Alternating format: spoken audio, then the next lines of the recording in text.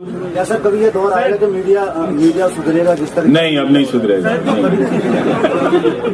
उसका देखिए स्ट्रक्चर है, क्या है ना कि अब मीडिया के भीतर जो है, खासकर टेलीविजन के भीतर रिपोर्टिंग बंद हो गई है ना। तो आप झूठ मूठ का देखेंगे, एक नेता का इंटरव्यू चल रहा है, 1 घंटा अमित शाह का इंटरव्यू चले जा रहा है, उसमें लगता है कि पत्रकार वही हैं, और जो पत्रकार है वो लगता है कि वो नेता सहमा हुआ है कि भाई हमसे कहीं मंत्री जी कुछ ज्यादा ना पूछ लें, हाँ वो चुप कराया। तो जो भी है सबके यहाँ वही है। तो इन सब चीजों में होना चाहिए, क्योंकि गृह मंत्री है तो गंभीरता से भी लेना चाहिए, ऐसी बात नहीं है। तो होना चाहिए इंटरव्यू, लेकिन ऐसा नहीं कि पूरा स्पेस उसी पे भर दीजिए। तो चैनलों ने इस तरह की रिपोर्टिंग बंद कर दी है, इसमें आपका नुकसान है, और चाहे आप सरकार के समर्थक हो या विरोधी हो, दोनों का नुकसान है। तो सर कभी कभी मीडिया का है ना, दोनों का नुकसान, वो अब नहीं ठीक होने वाला। जब मीडिया का पूरा मानव संसाधन इतना खराब हो जाए और इस तरह से घटा दिया जाए कि 50 रिपोर्टर को हटाकर आप एक एंकर को देख लें, जैसे आप मुझे खूबी की तरह देखते हैं, पर मैं अपने आप को उस संकट का एक सैंपल की तरह देखता हूँ कि वो एक स्टार एंकर लाया गया। जिम भी जाते हैं और हाँ, एंकर लोग जिम भी जाते हैं। हाँ, वो पुशअप भी करते हैं, वो रामदेव को ले आते हैं जो उधर कहीं च्यवनप्राश बेच रहे होते हैं, अचानक मंच पर आकर पुशअप करने लगते हैं। हाँ, मीडिया का हाँ, नेचर ये लगता है। नहीं, कभी कभी नहीं, हमेशा। हाँ, कभी कभी क्यों लगता है? नहीं, पहले से ही मीडिया डाउनफॉल में थी। आप उसके पहले देखिए तो मीडिया क्या कर रहा था। टीवी चैनल वो खंडहर में इमारतों में जा रहा था, कह रहे थे यहाँ पे भूत हैं, रात में टॉर्च लेके भूत खोज रहा था, है ना। तो उन्होंने ये जब आए तो इन्होंने इतना किया कि उन्होंने कहा कि तुम वो खराब जो काम कर रहे थे वो बंद करके मेरा वाला खराब काम करो।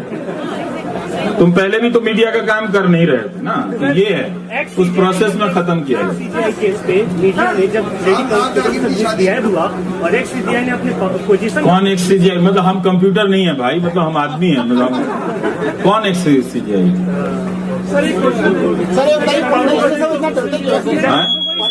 नहीं, आप बहुत सारा पूछ रहे हैं उनको। रंजन गोगोई। हाँ हाँ हाँ, सीबीआई की अपनी पोजीशन का मिसयूज किया सर, उसमें मीडिया ने क्यों नहीं क्वेश्चन? क्योंकि डरपोक मीडिया है, वो कोर्ट से डरता है, नेता से डरता है और पब्लिक से भी डरता है।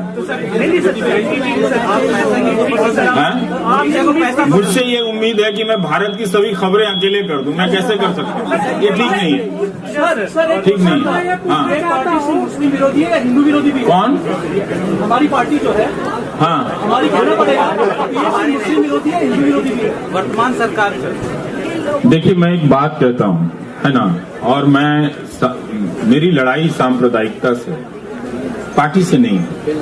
अगर लोकतंत्र में पार्टियां नहीं रहेंगी तो एक दूसरे संकट हो जाएगा, ठीक है। और मैं आपको एक हिसाब समझाता हूँ। एक पहलू खान को मारने 100 लड़के गए थे, एक सुबोध सिंह को मारने 100 लड़के गए थे, दोनों जगह 100 लड़के हिंदू लड़के थे। तो ये जो राजनीति है वो हिंदुओं के लड़कों को दंगाई बनाने की राजनीति है। अब हिंदू लोग तय कर लें कि वो अपने बच्चों को डॉक्टर बनाना चाहते हैं कि दंगाई बनाना चाहते हैं, तो आप डिसाइड कर लो जी, मुझे कोई प्रॉब्लम नहीं है। पर मैं ये बात बोलता हूँ कि ये खत्म हो। हमने इसका हर पार्टी के साथ, इसमें सब कोई पार्टी निर्दोष नहीं मिलेगी, इसमें ढूंढिए नहीं, आपका समय बर्बाद होगा। तो इसलिए आप इस बीमारी से लड़िए, पार्टियां अच्छी होंगी, वो हमारे अपने हैं ना, हमको उनसे बहुत काम कराना है भाई, हमारे अपनी भलाई के लिए काम कराना है। सर इनको हिंदू को कहते हैं, बोर्ड से गैंग वाले हैं, इनको हिंदू को कहा जाता था, मुझे समझ नहीं आता। जोर से बोलिए भाई, थोड़ा जोर से।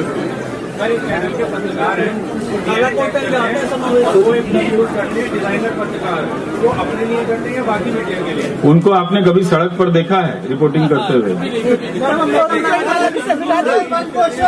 देखा है? नहीं देखा है ना, तो डिजाइनर कौन है आपको पता होगा। दौर से गुजर रहा है, आपको नहीं लगता कि आपको साहब को एक बार इंटरव्यू में बुलाना चाहिए? नहीं, मैंने कहा था पर वही नहीं आ रहे तो मैं क्या करूं? देखिए भाई, अब आप देखिए, ऐसा है कि मैं प्रधानमंत्री जी का बड़ा आदर करता हूं। अब मेरा उनके साथ इंटरव्यू के संबंध में मत जोड़िए। जब भी आप जोड़ते हैं वो कभी अक्षय कुमार को ले आते हैं, अब ज्यादा जोड़ेंगे तो राजू श्रीवास्तव से इंटरव्यू कराने लगते हैं। इसलिए आप छोड़ दीजिए। वो उनकी अपनी मर्जी है, वो मुझे इंटरव्यू नहीं देना चाहते हैं, थैंक यू। पर उनको बड़ा अफसोस होगा 20 साल। हाँ, जो मीडिया कल तक 2000 के नोट में GPRS ढूंढ रहा था, आज वो मुर्दार हकीकत में हिंदुस्तान के लिए क्या? देखिए भाई, मीडिया ने आपका बड़ा नुकसान किया है। मैं आपको बताता हूँ, अगर आप हिंदी प्रदेश से हैं, जैसे यूपी, बिहार, है ना, इन्हीं प्रदेशों ने अपने राजनीतिक पूर्वाग्रहों को, बायसेस को, हर कोई में रहता है, आम बातचीत में खाते रहेंगे कि ये वैसे होते हैं, वो वैसे होते हैं। पर एक लिमिट तक आप करोगे ना, फिर अगर उसी को सत्य मान के उसको बड़ा कर दो तो सोचिए कितना खतरा हो जाएगा। आप जिस चीज को दोस्त के हिसाब से मजाक में कह रहे हो, आप उसको सीरियस कर देते हैं। तो हिंदी प्रदेश में क्या है, अच्छा स्कूल कॉलेज तो किसी को मिला नहीं। मिला भी तो प्राइवेट स्कूलों को पैसे दे दे के आपके सारे पैसे चले गए। मिला कुछ नहीं, वो भी खराब अंग्रेजी मिली। 90% लोगों की अंग्रेजी का 10th मेरे से भी खराब है। मेरी तो खराब है, लेकिन मेरे से भी खराब है। तो उसमें क्या होता है कि भाषा भी आप नहीं सीखे, कुछ नहीं सीख पाया। तो हिंदी प्रदेश लोग हम पे निर्भर थे, मीडिया पे निर्भर थे कि ये लोग हमारा एक तरह से एजुकेशन कर रहे हैं। मतलब समस्याओं के अलावा भी, मतलब चीजें हो रही हैं तो उसको बारीकी से, साहस के साथ लिखा जाए, वो बंद हो गया। तो उसका बड़ा नुकसान है हिंदी के नौजवानों को। जो हिंदी के अखबार हैं, मैं तो उनको कहता हूँ फाड़ के फेंक देना चाहिए। 2 साल से आप जिन 20-20 साल से उन अखबारों को कैसे पढ़ सकते हैं भाई, जिसमें आपको कुछ नहीं मिल रहा। एक बार आप पलट के तो देखिए कि क्या वो आपको ऐसी जानकारी दे रहा है, क्या उसमें पत्रकारिता है, क्या उसमें जो नॉलेज का स्ट्रक्चर स्कूल कॉलेज ध्वस्त किया गया। आप कहीं चले जाइए, बाराबंकी चले जाइए, मेरे जिले मोतिहारी में चले जाइए, बेतिया में चले जाइए, कहीं ढंग का स्कूल कॉलेज नहीं है, कहीं नहीं है। तो उससे हम लोगों को बहुत नुकसान हुआ। लेकिन हमें क्षमता बहुत है अच्छा करने का।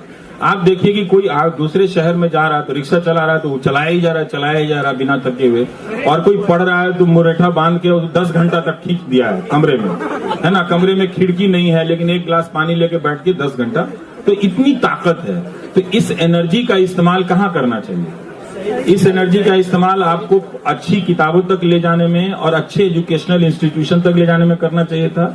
तो वो नहीं करेंगे। तो उनको पता है कि ये कमरे में बैठ के जो नौजवान है पढ़ तो रहा है 20 घंटा, एक दिन इसका दिमाग खराब होगा, पूछेगा कि अच्छा स्कूल कॉलेज होता तो हमको इतनी मेहनत नहीं करनी पड़ती। तो उसका ये नुकसान ही हो रहा है कि मीडिया को ध्वस्त कर दो और 24 घंटा हिंदू मुसलमान चलाओ। ऐसा क्या हो गया? जाके देख लीजिए किसी मुसलमानों के मोहल्ले में, चले जाइए। अगर आपको इतनी नाराजगी है उनसे तो पूछाइए जाके, भाई आप लोग ऐसे क्यों करते हैं?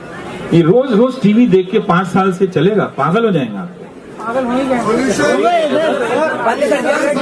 अभी आपने हमको वोट नहीं दिया है जो आप सोल्यूशन बता दूंगा। और ये भी गलत बात है कि कहीं भी चल के सोल्यूशन बता दीजिए। ये कोई पुड़िया नहीं बेच रहा हूं मैं रामदेव जी की तरह। क्योंकि डेमोक्रेसी में बहुत कई प्रकार की समस्याएं होती हैं और हर समस्याओं के अलग समाधान होते हैं। हम वो सोल्यूशन नहीं बेचते हैं और हर चीज का सोल्यूशन है। इसका मैं सोल्यूशन बता रहा हूं कि अच्छे स्कूल कॉलेज मजबूत कीजिए, उस पर पैसे खर्च कीजिए, आप उसको लेकर प्रतियोगिता कीजिए। और आप कुछ नहीं कर सकते तो भाई 2 जिले में तो 2 बढ़िया यूनिवर्सिटी, 2 कॉलेज नहीं बना सकते हैं। आप नीतीश कुमार से पूछिए, आप 15 साल से मुख्यमंत्री हैं, आप 2 जिले के बीच में एक अच्छा कॉलेज नहीं बना सकते थे? क्या ये इतना मुश्किल काम था?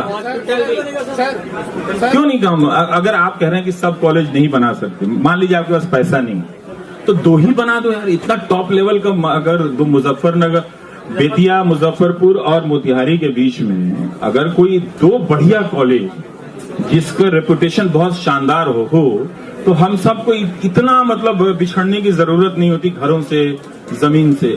आप पंजाब से हैं, पटियाला कॉलेज जाइए, पंजाब यूनिवर्सिटी वाला जो पटियाला का कॉलेज है उसकी बिल्डिंग देखिए, क्या शानदार बिल्डिंग है उसकी। हाँ, लेकिन सारे टीचर वहां एडहॉक पर हैं।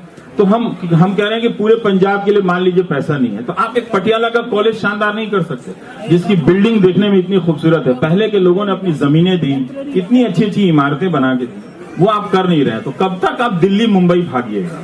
कब तक भागिएगा? तो इसीलिए मैं कह रहा हूं कि हिंदी प्रदेशों को समझना पड़ेगा। आप जात और धर्म तो बहुत समझ लिए, अब कर्म समझ लीजिए।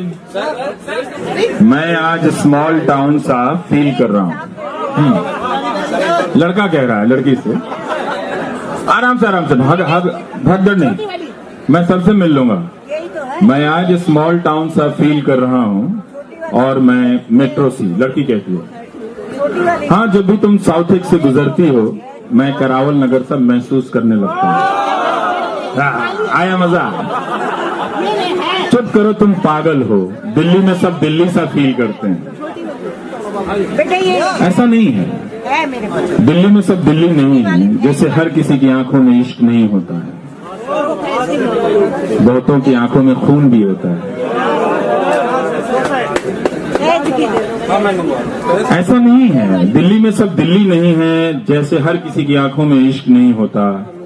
अच्छा, तो मैं साउथ एक्स कैसे हो गई? जैसे कि मैं करावल नगर हो गया।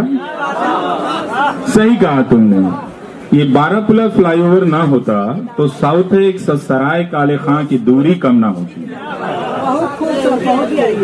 तुम मुझसे प्यार करते हो या शहर से? शहर से, क्योंकि मेरा शहर तुम हो। क्या बात है, थैंक यू। अरे हमने लिखा है भाई, हमको आपने प्राइम मिनिस्टर समझ लिया है क्या?